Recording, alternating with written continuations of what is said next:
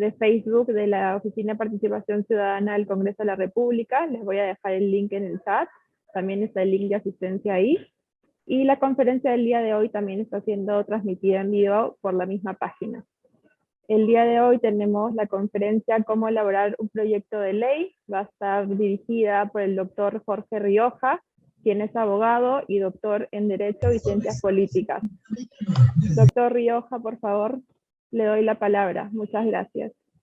Muy buen día, Julia. Buenos días a todos los jóvenes que nos acompañan esta mañana. En esta ocasión, creo que deben haber algunos que ya estuvieron con nosotros en días pasados. En realidad, la tarea de esta mañana conlleva un escenario de tener que empezar por ubicarnos en el contexto normativo del Estado.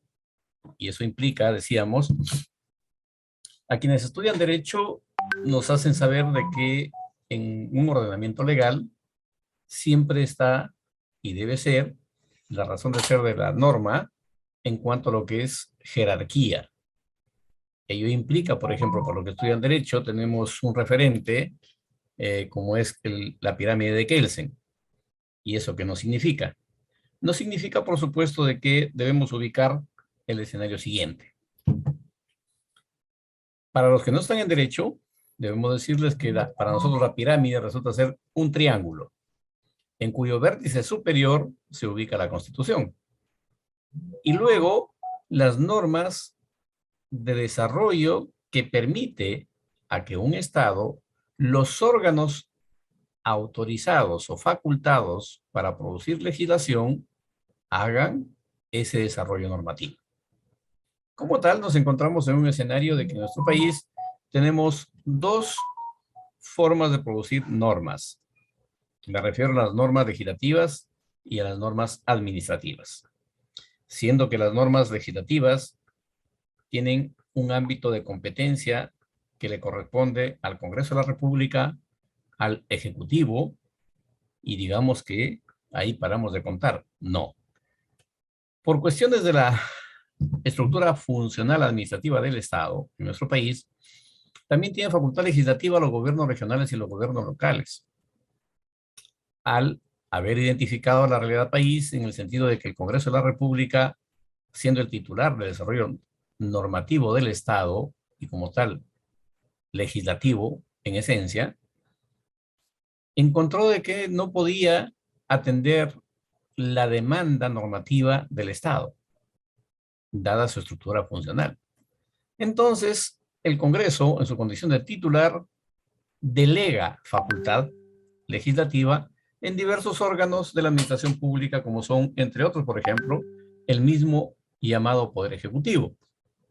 Esto es, el Ejecutivo puede producir normas, sí, pero administrativas, siendo la norma de mayor jerarquía, por ejemplo, el decreto de urgencia. En tanto que es una norma concebida por el derecho para efectos de que quien gobierna un Estado, ante un escenario de calamidad pública, como podría ser una pandemia, o podría ser también en este caso, como vemos, la pandemia que convivimos, una inundación, como siempre le sucede a Piura y Tumbes, y hasta Lambayeque a veces, o un terremoto, el presidente de la República no podría esperar que el Congreso tenga que habilitarle presupuesto y partida especial para ese evento. El Ejecutivo, en Consejo de Ministros, acuerda mediante decreto de urgencia atender ese evento inesperado o imprevisto y, naturalmente, resulta ser la norma de mayor jerarquía administrativa que se produce en el Perú. Ojo, lo producen solamente 19, en este caso serían 20 personas como el presidente. Entonces, este decreto de urgencia inmediatamente se aplica. Esto es, dada su naturaleza de tener que atender situaciones que demandan gasto público, solo por esa condición de disponer de recursos económicos, el Congreso de la República tiene la facultad constitucional de hacerle control en relación a que si estuvo o no bien hecha la producción de ese decreto de urgencia. Si encontrara que no está bien hecho, lo deroga. Pero si encuentra que está bien hecho y ha cumplido con la finalidad, simplemente lo convalida, pero nunca lo hace ley. Simplemente es un acto, digamos, procedimental que el Congreso ejecuta. ¿Cuándo le delega facultad legislativa al Ejecutivo el Congreso?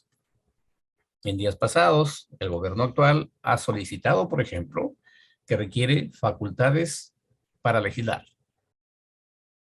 Y el procedimiento es ese. Pues. El Consejo de Ministros toma el acuerdo, el presidente de la República con el primer ministro requieren al Congreso, dice, Congreso, necesito que me des facultades legislativas, por decirles, ¿no? 90 días, 180 días para legislar sobre estos temas.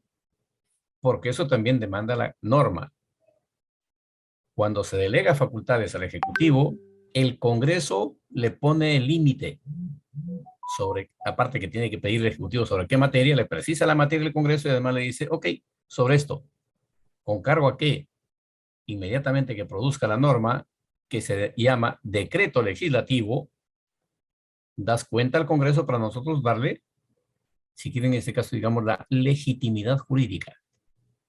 Y por supuesto hay todo un proceso dentro del Congreso. Se deriva a la Comisión de Constitución, estaba un grupo que es el que califica si está o no bien la norma, y luego vuelve a la comisión, hacen un dictamen, se ponen el nombre del pleno, y el pleno finalmente lo convalida, el pleno, no un congresista ni la presidencia. Igualmente ha hecho el Congreso delegar facultad legislativa mediante el artículo 37 de la Ley Orgánica de Gobiernos Regionales a los consejos regionales. Y es por eso que tenemos hoy un poco, digamos, medio una jungla normativa. ¿Y a qué me refiero con la jungla?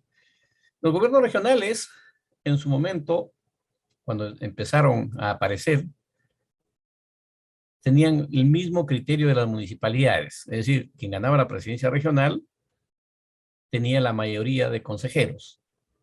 Y como tal, pues decíamos ¿no? El partido que ganaba las elecciones para el gobierno regional tenía mayoría y control del gobierno regional. Ahora se ha ido cada vez, digamos, en todo caso, no sé si decir más inclusivo o menos dinámico, porque conozco experiencias poco gratas, y que producto del desconocimiento también, entiendo, de los consejeros, a veces se aventuran a postular criterios normativos que no corresponden a la naturaleza de la ley. Encontré, por ejemplo, en un gobierno regional que era en mayoría de la llamada oposición, si quieren, no era el Ejecutivo, porque el Ejecutivo es el gobernador regional hoy. ¿Qué hacían o qué hicieron, qué propusieron, qué acordaron? Estos consejeros acordaron, por ejemplo, dijeron, oiga, si nosotros podemos producir una ordenanza regional que tiene rango de ley, perfecto. Vamos a acordar de que en este caso se haga ordenanza regional, nuestro acuerdo de consejo, prorrogando la vigencia de una ley que dio el gobierno central con el Congreso. Justo esos días estuve en esa región y me consultan, doctor, ¿qué va a pasar con esto? Simple, le digo, si yo fuera el gobernador regional, instruyo al procurador público para que solicite la vacancia de todos porque esto es inconstitucional por donde se vea. En tanto, no tiene competencia ningún gobierno regional para modificar ninguna norma que apruebe el Congreso o da el Ejecutivo.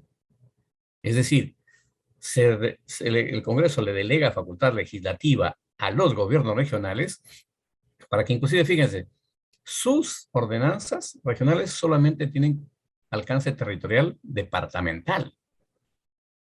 Y en el ámbito de los gobiernos municipales, gobiernos locales llamados también, por supuesto sus ordenanzas también tienen rango de ley y cada una tiene aplicación en la jurisdicción en la que se produce. Es decir, en la provincia será para todos los distritos y en el distrito solamente para la zona jurisdiccional del distrito. Dicho ello, mis amigos, vamos a ver el tema del proyecto de ley. Casi todos en el Perú, de un tiempo de esta parte, por lo menos en los últimos 30 años, vivimos mirando el país y viendo que los actores políticos o los gobernantes de turno, y digamos que si revisamos el diario oficial, el peruano, todos los días se publican normas. Amigos, hay todo un procedimiento que concurre respecto a este tema. Por ejemplo, si nosotros tenemos un problema en Piura, o Tumbes, o Lambayeque, o Madre de Dios, ojo, un problema regional. Y decimos, tenemos que hacer un proyecto de ley. para que el Congreso apruebe con carácter de urgente. Y en verdad el Congreso lo único que tramita con carácter de urgente es las iniciativas que vienen del Ejecutivo. Por mandato de la Constitución dice que se dan preferencia en el debate. Y como tal, se aprueban a veces, inclusive previa negociación política entre los grupos parlamentarios, a veces han aprobado normas hasta sin dictamen. Los han exonerado de dictamen. ¿Por qué? Porque el procedimiento procesal de producir la norma tiene una serie de actividades administrativas, técnico-legislativas y, por supuesto, legales. Entonces, ¿cómo concebimos un proyecto de ley? A ver, decíamos, imaginemos que ustedes en Piura, en el próximo proceso electoral, o ahora en las elecciones municipales y regionales que van a ver, escuchan que un candidato dice lo siguiente: si ustedes me eligen, yo haré un puente sobre el río Seco. Y un momentito, a ver, ¿puede hacer un puente sobre el río Seco? Y como anécdota en la historia nos comenta lo siguiente, nos dicen que una oferta similar se hizo en Huánuco por los años 80. Y había un candidato a diputado que decía, yo haré que se construya un puente sobre la quebrada X, que tenía un nombre, entonces, y hasta ahora mantiene, por supuesto. Entonces que la población le dice, señor, pero aquí no hay río, ¿para qué queremos el puente? No se preocupen, después hago el río. Lo que quiero con esto comentarles, mis amigos, es que ustedes tienen que tener, en principio, conocimiento del problema por resolver y merituarlo, que si efectivamente hay necesidad de una ley. Porque debemos precisar el escenario. La ley lo produce el Congreso de la República o el Ejecutivo por delegación del Congreso, es decir, un decreto legislativo. Una ley orgánica, por ejemplo, para crear ahora el Ministerio de Ciencia y Tecnología que ha sido propuesto por este gobierno. No está, ya está la propuesta del Ejecutivo, pero lo tendrá que aprobar el Congreso. Entonces, ¿por qué no lo puede aprobar un gobierno regional? Porque no es su competencia. Entonces, mis amigos, primer escenario, conocer la realidad de nuestro país respecto del cual se pretenda resolver un problema determinado mediante una ley. ¿Y eso qué implica? Tener la idea, no, identificar el problema, ver las causas o razones para que mediante la ley se considere la información pertinente, y la norma que disponga, cómo resolver el problema. Estando con ello, ¿qué debemos hacer? Ya tenemos la idea del problema y cómo resolverlo. Empezamos a producir la norma. ¿Y eso qué implica? En principio, por supuesto, hay un formato ya predeterminado en nuestro Parlamento, y si ustedes ingresan a la página web, van a ver ustedes que prácticamente es una plantilla. Y todos los proyectos de ley tienen la misma estructura. Siendo que en este último tiempo se ha modificado su formato mediante una resolución legislativa que tenemos que aplicarla, porque si no se aplica eso, el proyecto que se presente en la mesa de partes del Congreso será devuelto. Por ejemplo, fíjense, se ha modificado el artículo que tiene que ver con normas. Exactamente el artículo 73. Y el 75, ¿qué nos dice del reglamento del Congreso? Que para presentar una iniciativa legislativa, la proposición de ley debe contener una exposición de motivos donde se exprese el problema que se pretende resolver y los fundamentos de la propuesta. Y luego nos pone 7 criterios que deben estar insertos en este contexto descriptivo con la justificación, que esta justificación debe tener inclusive hasta un escenario, en mi opinión, antropológico, filosófico, ¿por qué no etnocultural? ¿Por qué no tradición? ¿Por qué no mitos, leyendas, ritos? Ese acervo cultural se incluye como un mecanismo de justificación a una norma. Y fíjense que dice el reglamento en su artículo 75 ahora. Antecedentes legislativos. Hay una norma anterior que de repente resulta por devenir el tiempo incompleta, a la que tenemos en este caso que darle una actualización, adecuarlo a la nueva realidad. dentro de la justificación o la exposición de motivos. 2, dice el efecto de la vigencia de la norma. Es decir, cuándo entra en vigencia y qué consecuencias va a tener, cuál va a ser el impacto. Porque jóvenes, les comparto aquí también la realidad de nuestro país. Tenemos varias leyes en el Perú que están vigentes y hay un tema que estaban aprobadas a condición de tener reglamento. Estas leyes terminan en un estado inerte en tanto y en cuanto no tengan el reglamento que la propia ley dice para poder ser aplicada. Entonces, ¿qué tenemos? Que hay decíamos, un buen número de leyes vigentes, pero inaplicables. ¿Por qué? Porque la ley se aprobó, se promulgó, se publicó, pero dice a condición de un reglamento. No hay ese reglamento, no se aplica la norma. Una tercera condición dice precisar qué artículos o parte de artículos se propone modificar. Decíamos es que hay un antecedente legislativo. Un cuarto punto, el análisis costo-beneficio de la futura ley. En este contexto, mis amigos, cuando se hace un proyecto de ley, ya le decimos a la plantilla, que dice, el presente proyecto de ley no generará gasto alguno al erario nacional, por el contrario, fortalecerá el sistema democrático. Y con esa justificación continúa su trámite. Un quinto punto nos dice, esto es nuevo, antes no lo teníamos en ese formato. Dice, en ese caso, los efectos monetarios y no monetarios que va a generar la propuesta. Un sexto punto, definir el impacto económico que va a tener en el país. Y, por supuesto, se mantiene lo que teníamos antes. Dice, cuando corresponda, definir lo que es el impacto ambiental. Y se le ha agregado ahora presupuestal. Debemos precisarles además, jóvenes, que los señores congresistas no tienen facultad de gasto. Es decir, ellos no pueden comprometerse a hacer que se construya un hospital. No pueden asumir la responsabilidad de decir, no se preocupen, nosotros vamos a hacer que les den presupuesto para construir la carretera o el puente.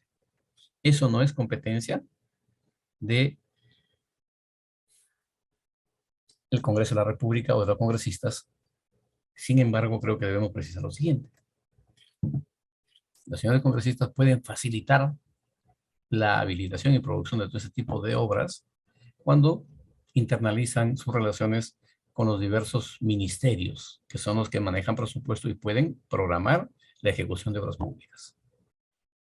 Ahora bien, el proyecto de ley. La inquietud es cómo hacer un proyecto de ley. Les he escrito un contexto teórico de cómo se concibe la necesidad de postular una iniciativa legislativa o un proyecto de ley.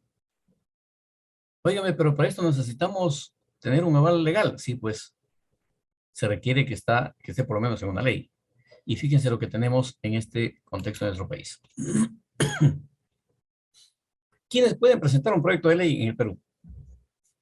Según la Constitución Política, en su artículo 31, indica que nosotros, los ciudadanos, tenemos derecho a participar en los asuntos públicos mediante referéndum. Es decir, podemos promover un referéndum. Iniciativa legislativa, entiéndase proyecto de ley.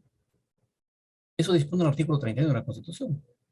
Pero este artículo 31 de la Constitución no está solito. Tiene conexidad con lo que establecen los artículos 79, 102, 103, hasta el 108 inclusive. Siendo puntual el 107, que dispone lo siguiente. Dice que el presidente de la República y los congresistas tienen derecho a iniciativa en la formación de leyes. También tienen el mismo derecho en las materias que les son propias los otros poderes del Estado. Las instituciones públicas autónomas, los gobiernos regionales, los gobiernos locales y los colegios profesionales. Y fíjense lo que nos deja el constituyente. Agrega un párrafo además. Asimismo lo tienen los ciudadanos que ejercen el derecho de iniciativa conforme a ley. ¿Y eso qué significa? De que el Congreso tiene que haber desarrollado, respecto a este último enunciado, una ley que nos diga cómo hacemos los ciudadanos para presentar iniciativas o proyectos de ley. Y por supuesto que ya lo hizo el Congreso. Producto de ese mandato constitucional, el Congreso produce la ley 26.300, denominada de los derechos de participación y control ciudadanos.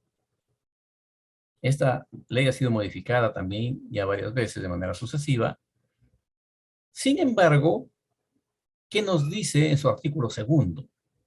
Que los ciudadanos en el Perú tenemos iniciativas de ley para reformar la Constitución. Es decir, nosotros podemos proponer la reforma del texto de la Constitución. No solamente los congresistas. También dice que tenemos iniciativa para la formación de leyes, que es lo que le decía, para resolver algún problema de carácter nacional. Por ejemplo, se los dejo como tema de reflexión. ¿Consideran ustedes de que deberíamos promover una ley para evitar el derrame de petróleo que se ha dado en Lima, en la zona del Callao? O de repente, una norma que sancione a que cometa ese delito, porque es un delito.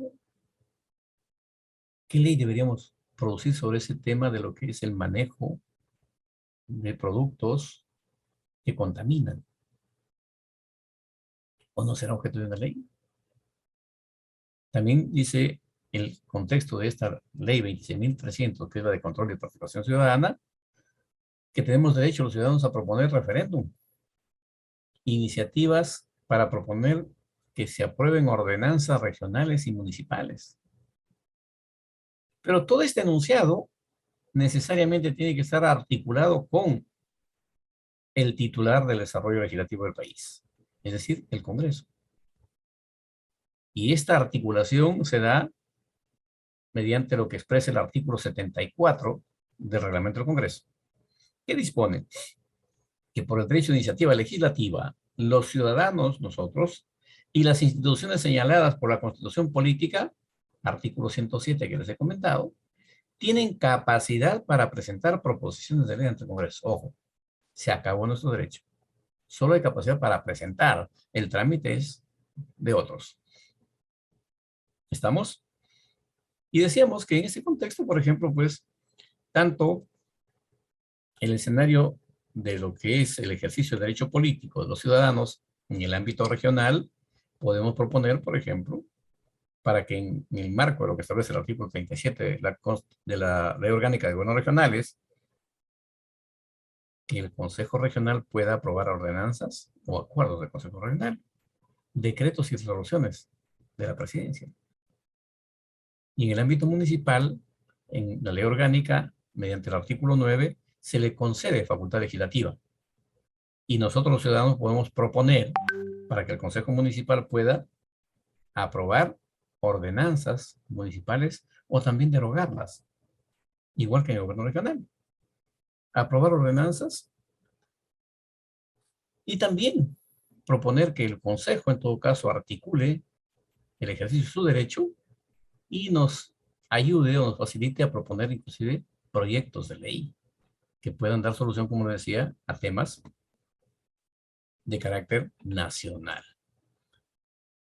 Tenemos amigos que así como ustedes, cada uno tiene un nombre. En nuestro país es curioso. Tenemos en verdad infinidad de nombres de normas, que los abogados inclusive a veces no siempre nos sabemos todos los nombres de las normas. Y en este contexto aparecen autores de normas. El día que ponía con ustedes el tema de la que es conociendo la Constitución, les comenté que, por ejemplo, en Ecuador, el presidente se inventó un nombre de norma y le puso decreto de presidencia y punto. Pero haciendo una revisión un poco del origen de las nomenclaturas normativas, encontramos de que la fuente de donde emergen todas las los nombres de las normas que aplicamos en nuestro país, siempre ha sido el Parlamento inglés. En este contexto, nos encontramos, mis amigos, con que el reglamento del Congreso, en su condición de titular del desarrollo legislativo del país,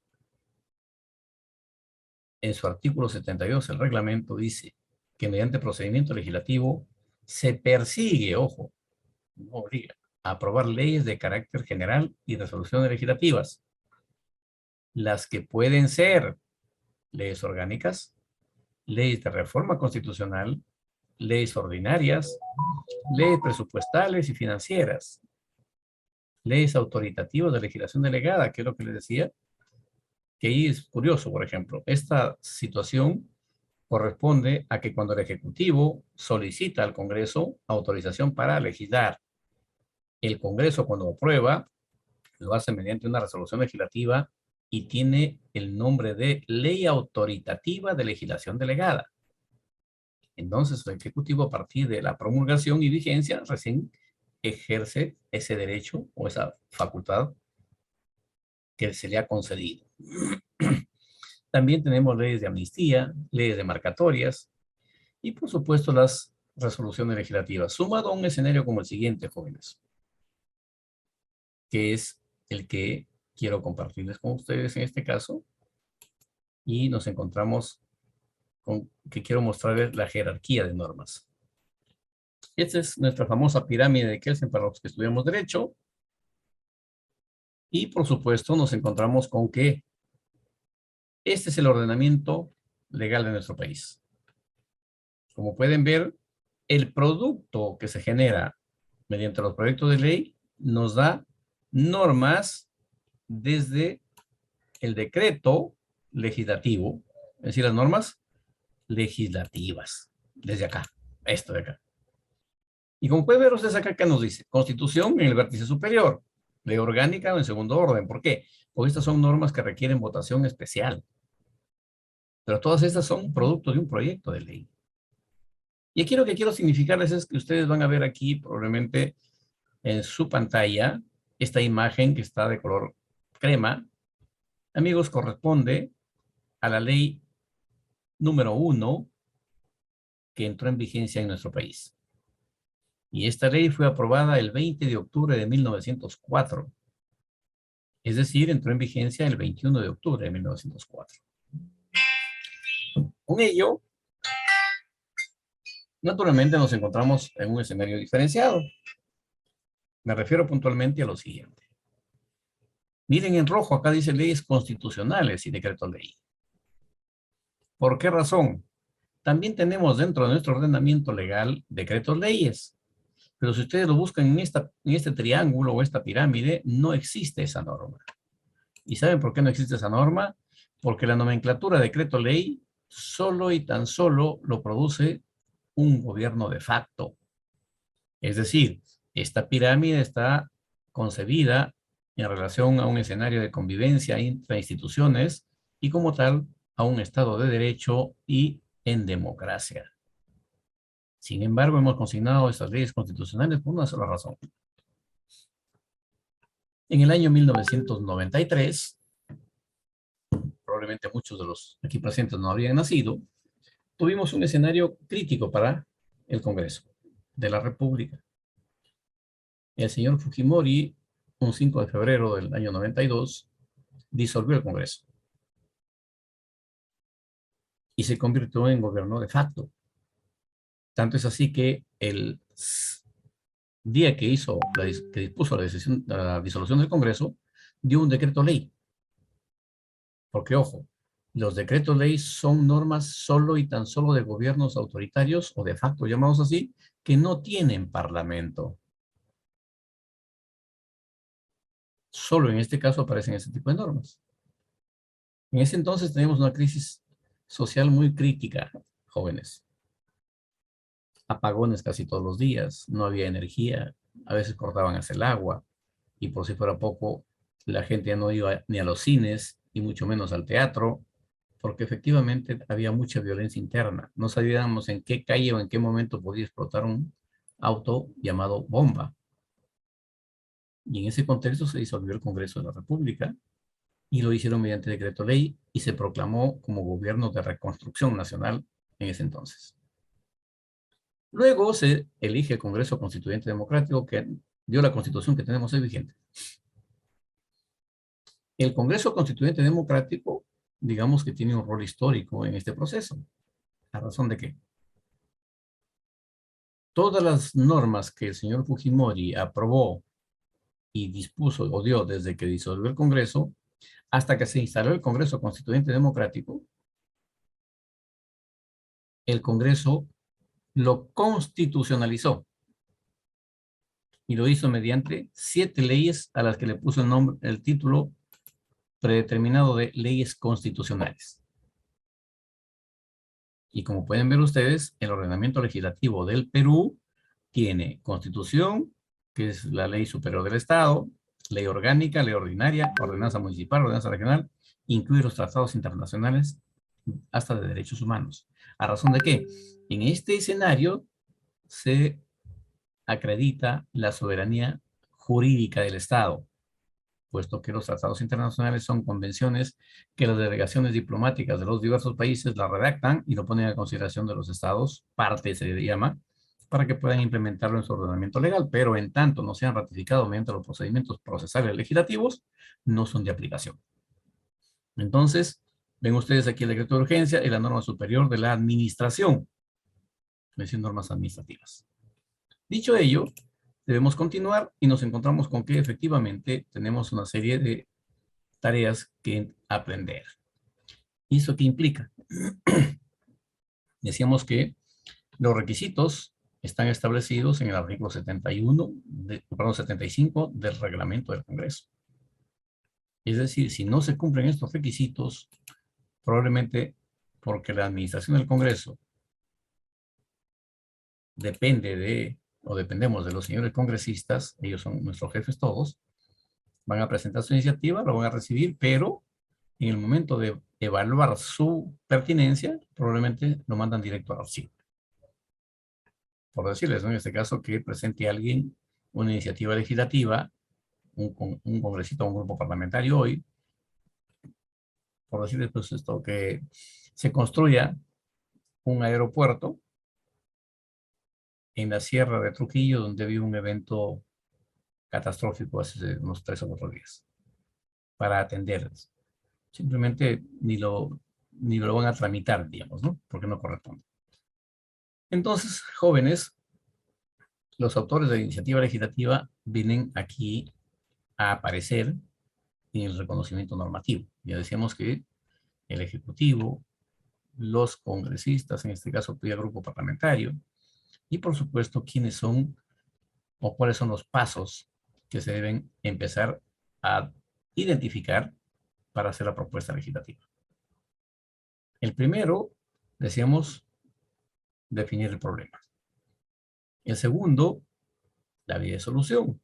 Si tiene carácter departamental, regional o provincial, corresponde al ámbito jurisdiccional de la autoridad competente en esa jurisdicción.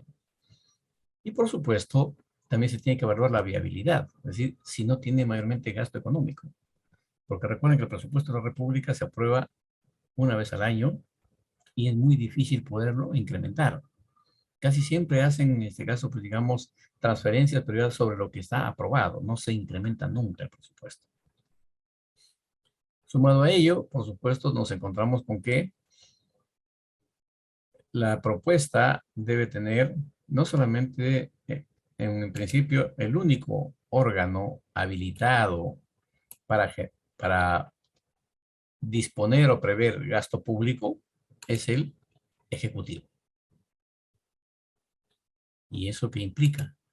Porque el Ejecutivo es el que administra los recursos públicos. Entonces, simplemente no hay más que ello. Tenemos igualmente que,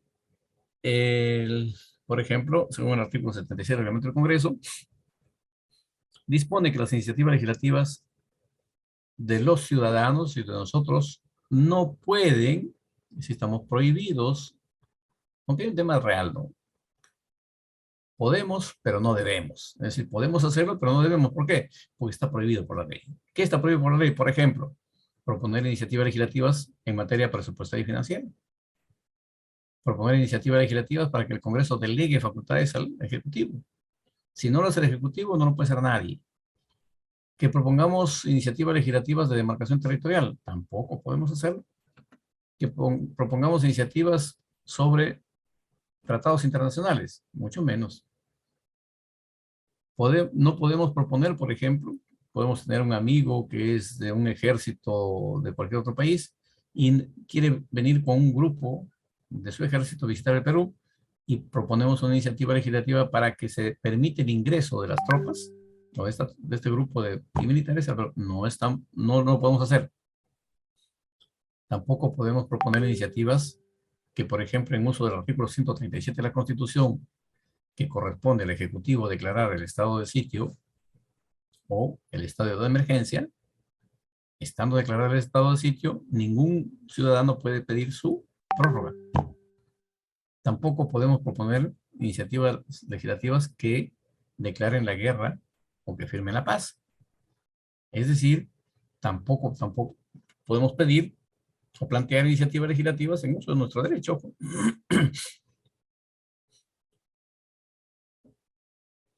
Que el presidente de la República viaje fuera del país en un momento determinado. ¿Por qué? Porque para ese tipo de situaciones hay ya los canales predeterminados y no es de derecho, ese derecho no está concedido a los ciudadanos, sino a los organismos ya establecidos. En consecuencia, para, decíamos, enriquecer la iniciativa legislativa, ¿con qué información contamos? ¿Hay que hacer investigación? Por supuesto que sí. ¿Hay que sistematizar la información y orientarlo a la pretensión que queremos? Claro que sí, porque dependerá de nuestra propuesta de iniciativa para poder persuadir al colegiado de los 130 o por lo menos los 120, en tanto el grupo parlamentario que propone tenga 10 participantes al menos, para que efectivamente se convenzan de que es necesario que se apruebe la iniciativa. Y ahí tenemos una data referencial, por ejemplo, el Acuerdo Nacional. Ojo, en técnica y legalmente no existe, pero tuvimos políticos en su momento que tomaron el acuerdo de decir, ¿no? Hemos tomado este acuerdo como acuerdo nacional donde convergen todos los partidos políticos de ese momento, hace unos 20 años por lo menos, y estas son las 32 políticas públicas que proponemos para que cualquiera de los que está aquí hoy, que asume el gobierno, tenga que desarrollarlas. Fíjense, entendiendo de que son propuestas, digamos, si no de repente las mejores, pero sí que son útiles, se considera como un insumo para las iniciativas legislativas las propuestas de políticas públicas del Acuerdo Nacional. ¿Qué otra fuente de información podemos tener? Los planes de gobierno que ofrecen los candidatos en cada proceso electoral, los mensajes presidenciales, la presentación del primer ministro cuando va a pedir la confianza al Congreso, las presentaciones de los ministros de Estado cuando son llamados a informar o interpelados. También son fuente de información los planes de trabajo de los gobiernos regionales y municipales, los informes de la Defensoría. Es decir, tenemos una serie de fuentes de las cuales podemos obtener información que nos permita sustentar o justificar el contexto de lo que es nuestro proyecto de ley. También debemos, por supuesto, el contexto de evaluar si es viable. Decíamos que en tanto no tenga disposición de gasto, va a ser viable. Pero no llegamos al otro extremo. Por ejemplo, proponer, que considero que no está bien, sin embargo se sigue haciendo, aprobar leyes declarativas. Entre otros, por ejemplo, ¿no? Declárese necesidad e interés público la construcción, por decir es una situación que quizá esté cerca de ustedes, de un aeropuerto internacional o de un hospital en este caso, pues, uno de los más críticos, ¿no? Para atención del cáncer, o lo que propone un segmento de la población, que se proponga un proyecto de ley para que se construya, por decirlo así, en Piura y en cada una de las regiones, a nivel nacional, un hospital para atender a los enfermos de SIDA. Porque ellos se quejan, por ejemplo, de que los hospitales públicos nacionales son sujetos de maltrato. En tanto, por la enfermedad tienen que acudir a recoger sus medicinas, que son los retrovirales, pero se quejan y estaban proponiendo de que se construyan hospitales solo para ellos. Y sostenía la siguiente hipótesis, ¿no? Si así como hay un hospital para el cáncer, solamente van ahí, nosotros queremos un hospital similar para que nos traten el SIDA. Pero un poco el contexto de las pretensiones de estos grupos. Tenemos además, amigos, lo siguiente, que se debe tener en cuenta, por ejemplo, el lenguaje que se usa. Siempre debe hacerse un tema presente pensando en el futuro. Curiosamente, hay un tema que a veces no se entiende en el sentido figurado, se los digo, en cuanto a la estructura del proyecto de ley.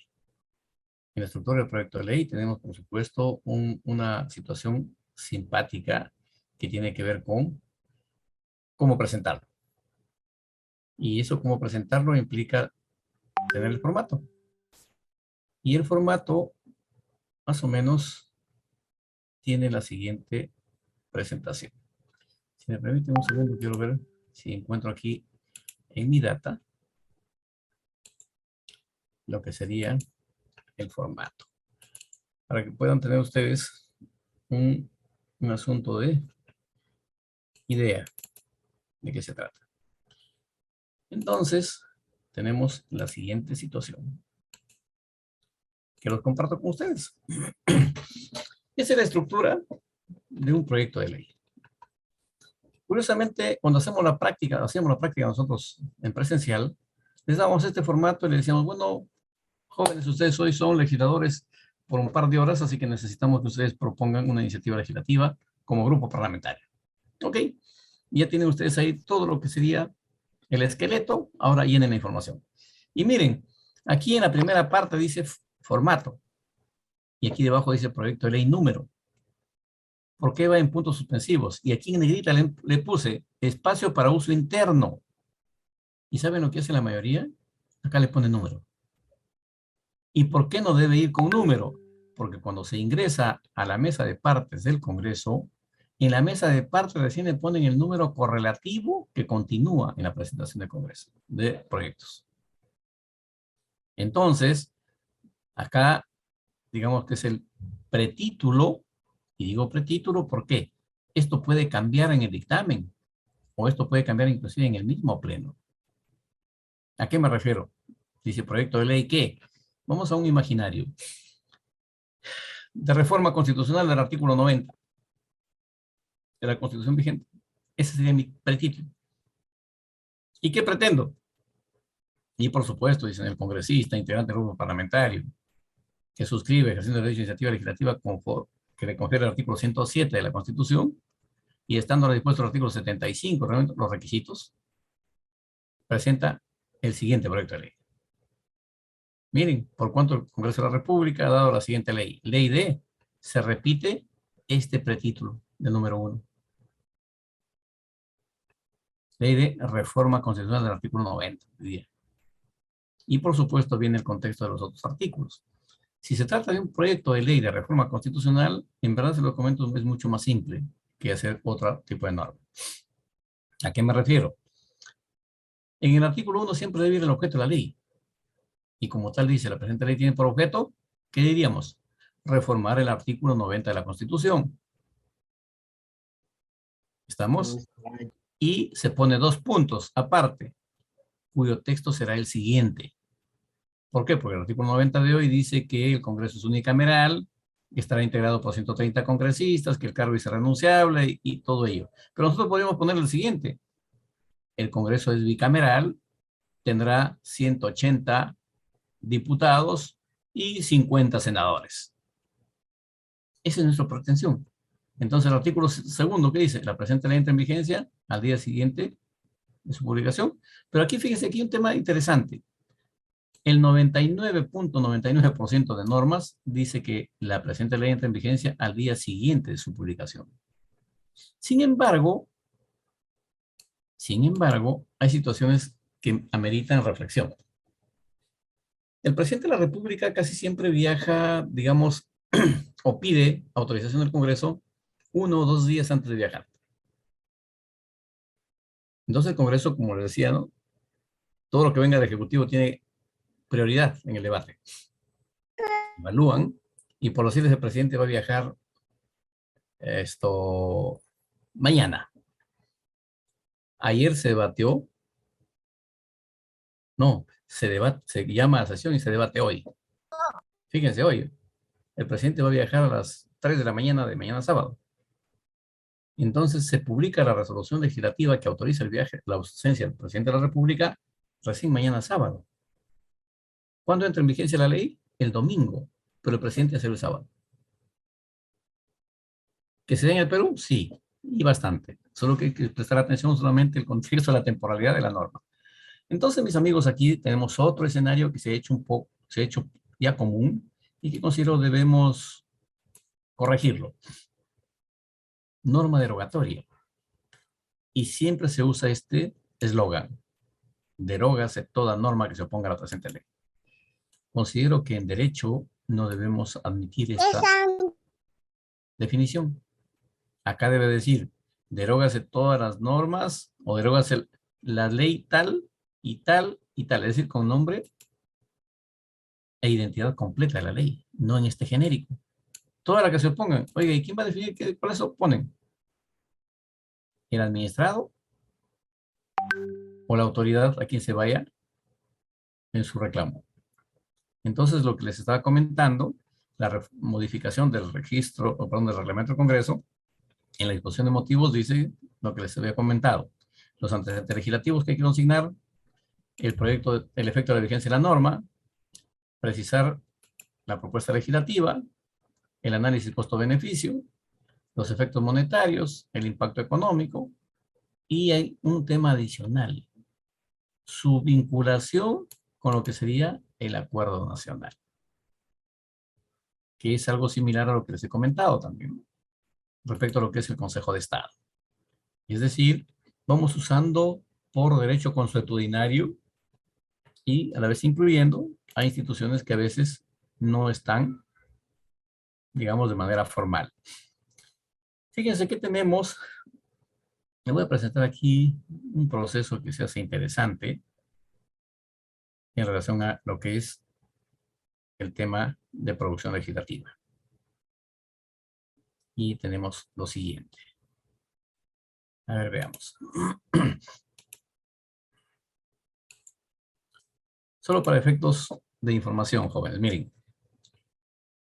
Dice, seguimiento a la reglamentación de las leyes por año de publicación histórico. ¿Qué es lo que les había comentado hace un rato? Del 2005 al 2015, por comisión ordinaria, en este caso por comisión dictaminadora, y del 2005 al 2015 por entidad. Solo para efectos de precisarles, del año 2005 a la fecha, tenemos 3 leyes que no se han reglamentado. El 2006 una, el 2003 7, el 2008 2, el 2010 3, el 2011 2, el 2012 2, el 2013 2, el 2014 una. Es decir, 19 leyes que están vigentes pero inaplicables. ¿Y qué tenemos aquí? Reglamento de la ley por año de publicación. Tenemos lo siguiente. Esto es información de este año. 2016, pendiente de reglamentar, 4.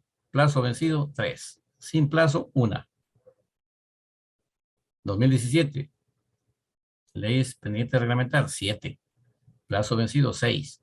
Sin plazo, 1. Es decir, hay leyes que les ponen que requieren reglamento, pero no dicen qué tiempo debe entrar el reglamento. Entonces, es, en mi opinión, como que no van a existir. El 2018 igual, 2019 también, el 2020 y 6, el plazo vencido están 6 todas y ninguna tiene plazo indefinido. El 2021, 40 leyes para reglamentar. Se le venció el plazo a 34. Están aún dentro del plazo 4 y sin plazo 2. Este año, 2022, hay 3. Todavía están dentro del plazo.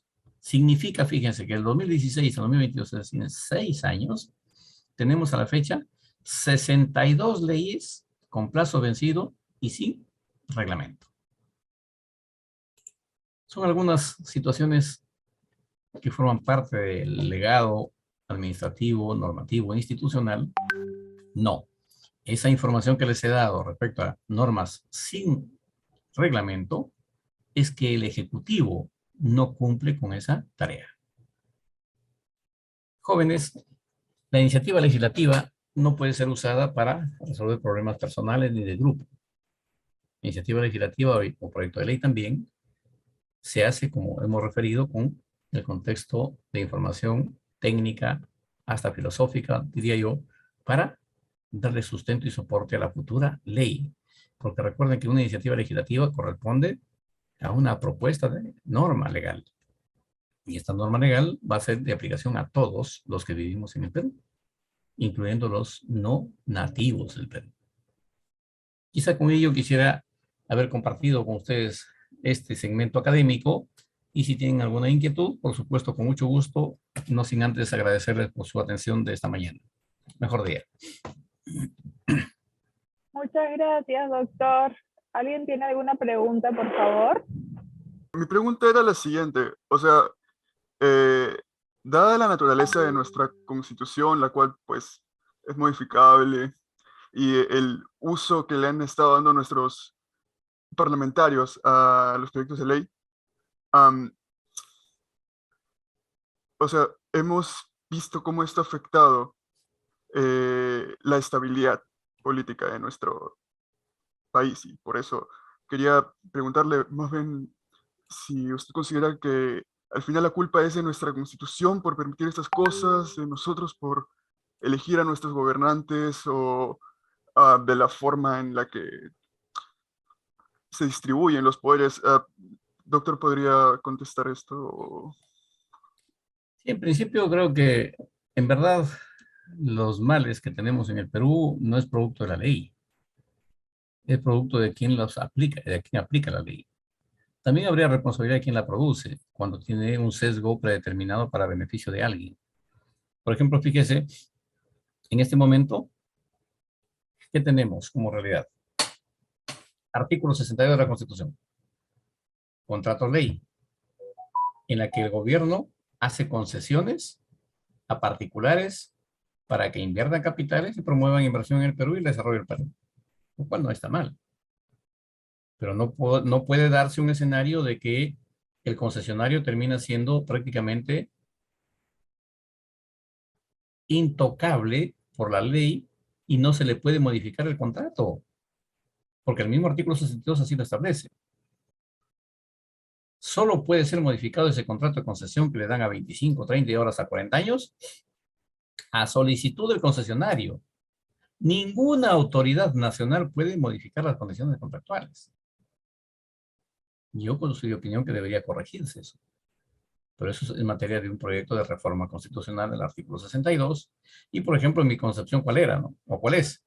De que después de los 5 años, los 5 primeros años de, llamemos pues, instalación y habilitación del concesionario, se privilegie al menos un 40 o 50% de mano de obra nacional. Por supuesto, con supervisión del Ministerio de Trabajo, y que permita incluir la mano de obra nacional. ¿Y sabe por qué? Porque conozco y sé de buena fuente, como usted diría, de que efectivamente hay empresas que traen mano de obra hasta de soldadores técnicos en esta especialidad o en este oficio para hacer trabajos que podrían hacer muchos peruanos en nuestro país. Además, los traen, digamos, pues al destajo. Terminan la obra y lo regresan a sus países solo con el haberles pagado y no hay ninguna obligación de carácter social. O sea, el tema no es tan simple. Hay que evaluarlo en un contexto integral. Ya veo, doctor, gracias. Y bueno, ¿Cuándo sería el momento indicado para dar estas reformas? O en su defecto, no sé, cambiar... Yo creo que en verdad el procedimiento sería en principio que los ciudadanos que tengan a bien, y creo que el mecanismo más directo sería vía los colegios profesionales de abogados, para que propongan la iniciativa de reforma constitucional. Porque, ¿qué pasa? Fíjese, si nosotros hacemos uso de el derecho político que nos reconoce el artículo 31, tenemos que, para empezar, comprar nuestro kit. Primero presentar el proyecto a la OMPE. La OMPE lo va a estudiar y lo aprueba y recientemente el kit. Ahora busca firmas. ¿Y las firmas cuántas necesitas? El 0.03% del último padrón electoral. Es decir, en este momento somos 21 millones de electores, más o menos unas 60.000 firmas. ¿En cuánto tiempo lo consigues? Puedes entregar 500.000 firmas y la RENIEC y la OMPE te van a decir, recién han pasado 10.000 y se muere en el intento. Yo creo que para evitar ese tipo de desgaste y en realidad pérdida de energía y de tiempo y de dinero, deberíamos acudir directamente a los colegios profesionales, internalizar con ellos la propuesta y que ellos sean los que tomen, como se diría, pues, el liderazgo para que esto funcione. ¿A razón de qué? Los colegios profesionales, su consejo o su junta directiva es la que decide. No requieren de todos los integrantes del colegio. Pero son ideas que están en el marco de la ley y como ustedes han visto, el artículo 107 de la Constitución. ¿Qué tal? Buenos días. Tenía una consulta, doctor. En cuanto a una propuesta de ley, como muchos saben, a inicios de la pandemia hubieron muchas leyes que el Congreso aprobó, algunas por insistencia, y que luego fueron anuladas por el Tribunal Constitucional por ser justamente eso, inconstitucionales. Por mencionar una, no sé, la ley de los peajes, por ejemplo. ¿Hay algún mecanismo legal, quizá por parte del Congreso, que evite este proceso? Porque uno, toma tiempo y quizá que esta ley pueda ser revisada y pueda ser reemplazada por otra. Y aparte que desgasta algunos mecanismos que tenemos. Y como sabemos, una ley puede entrar en vigencia y hasta que el Tribunal Constitucional la anule, digamos, hay un periodo en el cual no puede ser revertido muchas veces. Y otra consulta, si me permite, ¿qué haríamos en este caso? Por ejemplo, lo que ahora estoy más revisando el fallo del TC el día de ayer, que, bueno, por el habeas corpus del expresidente Fujimori. ¿Habría algún otro mecanismo legal para favorecer o, digamos, para evitar este tipo de incidentes en cuanto a leyes?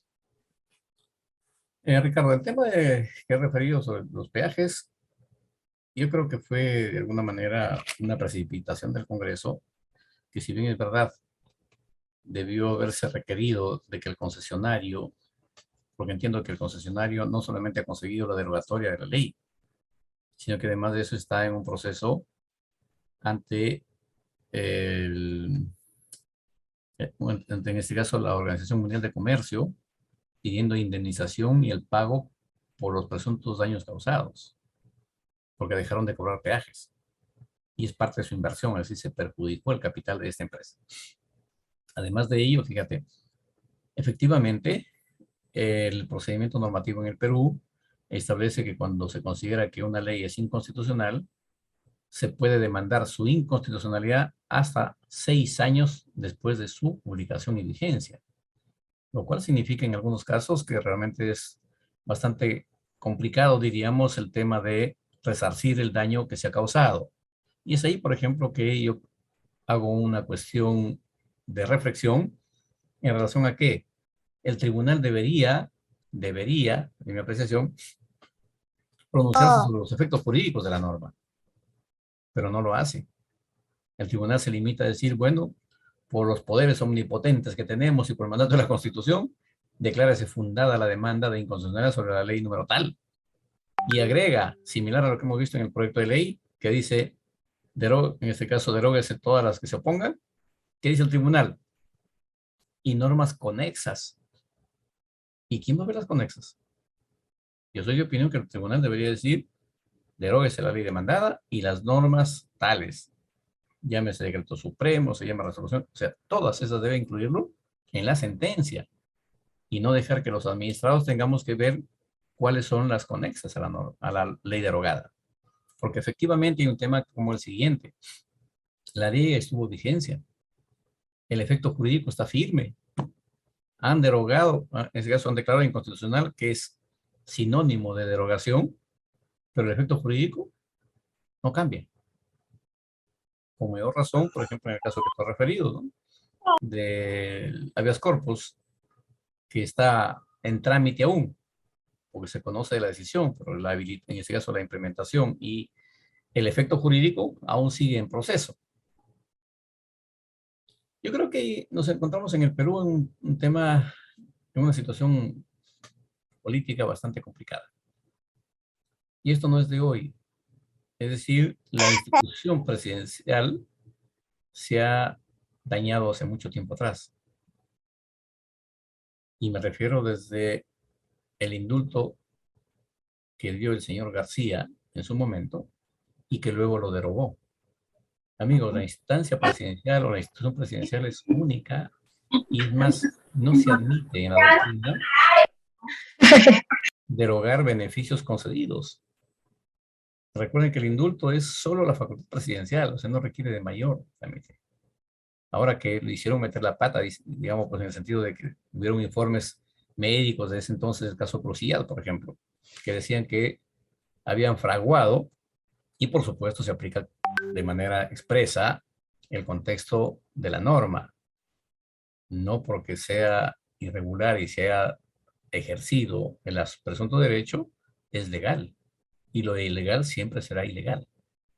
Es decir, no te da derecho.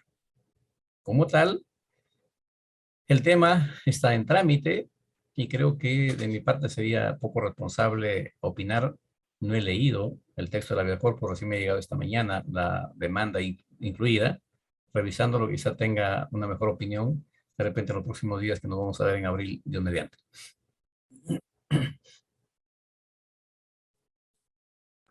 Bien. Doctor, disculpe, me indica que le has hecho una pregunta a tu chat por Zoom. ¿Por Zoom o en el chat? En el chat, pero a su privado. Si revisa el chat, le debe haber llegado a usted una pregunta. Debo asumir que es mensaje directo. Sí. ¿Qué pasaría si el proyecto de ley dañaría, aunque no sea directamente a un sector de la población, pero es aceptado por mayoría por el Congreso?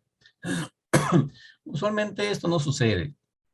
Y no sucede porque cuando se advierte que este tipo de normas que aprueba el Congreso, como decía esto Ricardo, de repente por insistencia, casi siempre de inmediato estaría un poco de la Defensoría del Pueblo, asumir la responsabilidad de demandar la inconstitucionalidad en tanto y en cuanto eso se advierta. Es decir, al hacerlo de inmediato, a veces ni se implementa la norma y dependiendo qué daño podría causarse, por ejemplo, el contexto vital, definitivamente creo que ni el propio Congreso lo aprobaría. Pero es interesante tu inquietud, sin embargo, ¿qué te diría, no? Estamos en un escenario de virtualidad pensando que podría pasar, pero yo dudo mucho que pase porque somos un escenario de animales superiores racionales y que reflexionamos para producir normas no para causar daño a nadie, sino para beneficio de todos.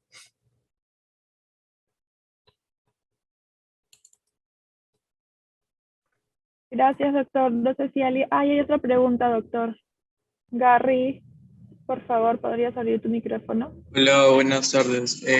Quisiera saber qué tan segura es la aprobación de una propuesta de ley relacionada al cumplimiento de los objetivos de desarrollo sostenible y qué factores podrían aumentar la conformidad de esto.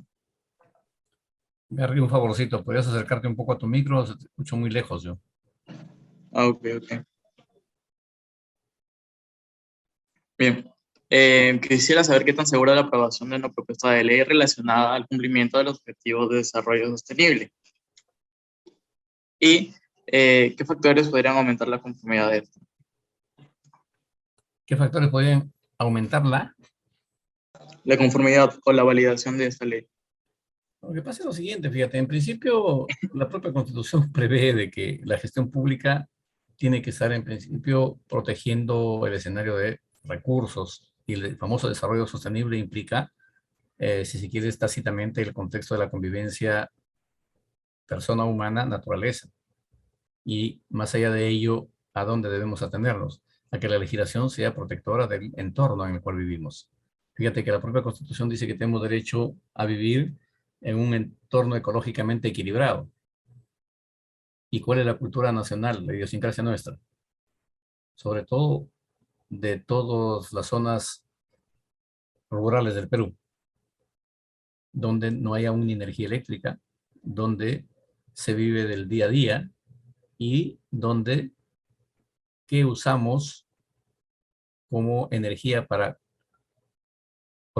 cocer los alimentos? Leña. Y deforestamos sin medir nada y después nos encontramos con que las laderas nos caen encima de las casas. Entonces creo que debemos empezar, Gary, no solamente pensando en de qué hacer para esto, sino empezar a hacer. Es decir, educar a las nuevas generaciones, empezando porque debemos decirles que el suelo nos da soporte a todos, incluyendo plantas. Y las plantas con las raíces son las que dan soporte a que no se deslicen los cerros. Pero si dejamos a todos sin plantas, vamos a tener los cerros encima nuestro, tarde o temprano. El contexto es que no tenemos una cultura adecuada y recuerden lo que les voy a decir hoy. No conozco plan académico de formación que en verdad nos ayude a construir una cultura de convivencia con la naturaleza. Yo hace unos 20 años, unos 30 años atrás, trabajaba en el tema de lo que es tratar de construir una cultura de convivencia con la naturaleza. Por mi formación profesional hacía un programa de radio y tratábamos todos los días sábados con profesionales de diversas especialidades la necesidad de construir una cultura pro tierra, pro ambiente. Pero ves, lamentablemente no se puede sostener en el tiempo cosas o iniciativas de esa opción.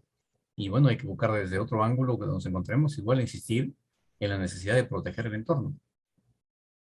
Porque ¿qué tenemos como desafío inmediato? No tenemos la experiencia de Haití, por ejemplo, de hace unos 20 años atrás.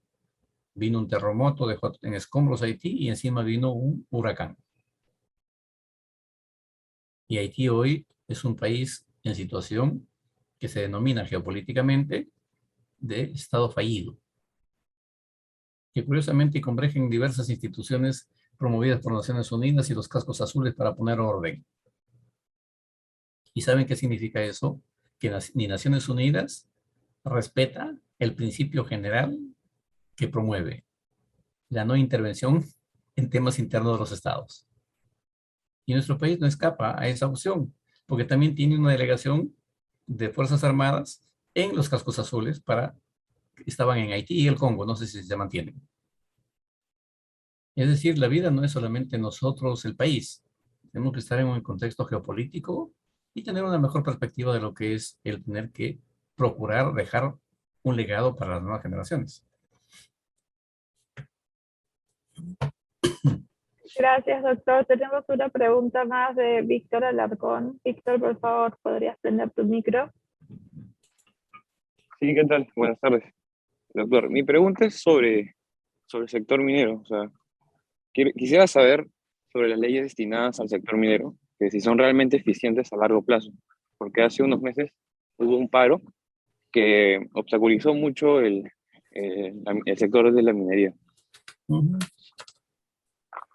En principio, fíjate, Víctor, debemos ubicarnos en el Perú y empezar a conocer el Perú. ¿Y eso qué significa? Saber quiénes somos, dónde estamos y qué tenemos. No conozco, por ejemplo, que tengamos en el Perú hasta hoy un inventario del potencial minero que tenemos en el Perú.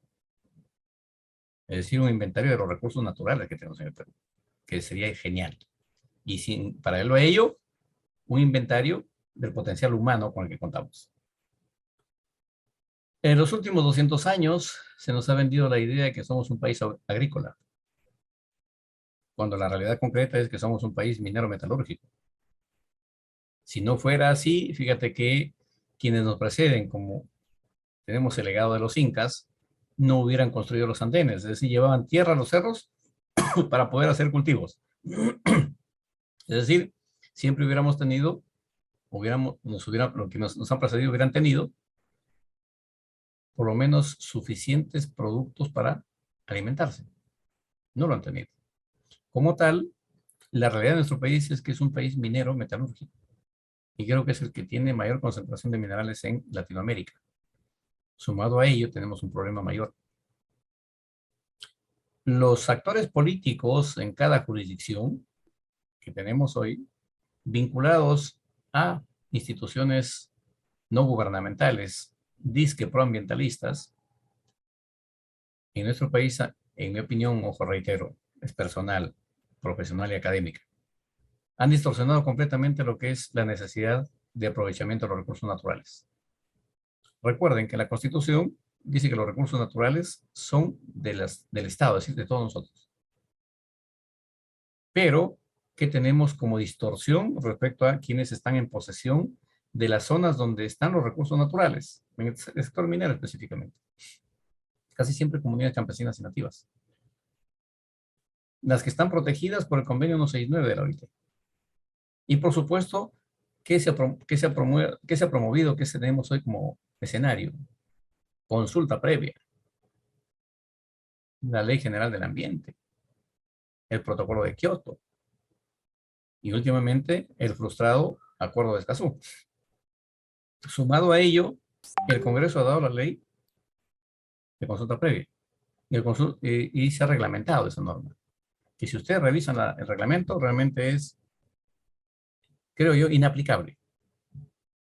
Concretamente, Víctor, lo que te quiero decir es lo siguiente.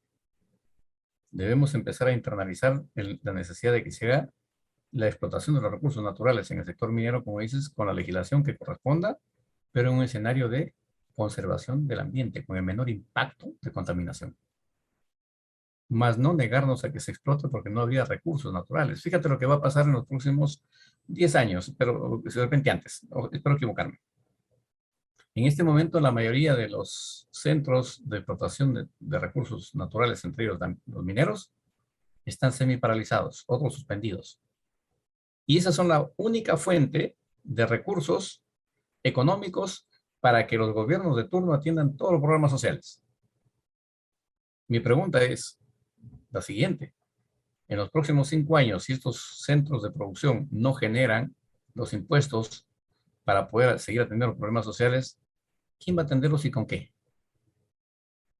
No es que acaso, ojo, mi proyección igual.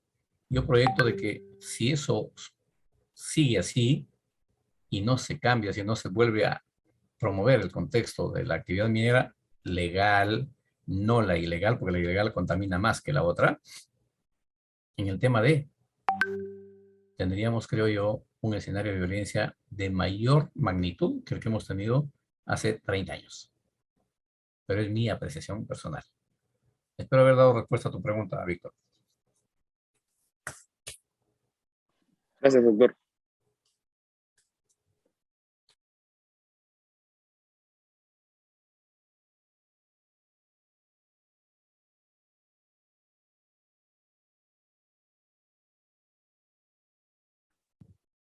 Y ya está. Muchísimas gracias a todos por participar. Muchas gracias, doctor Rioja, por la exposición.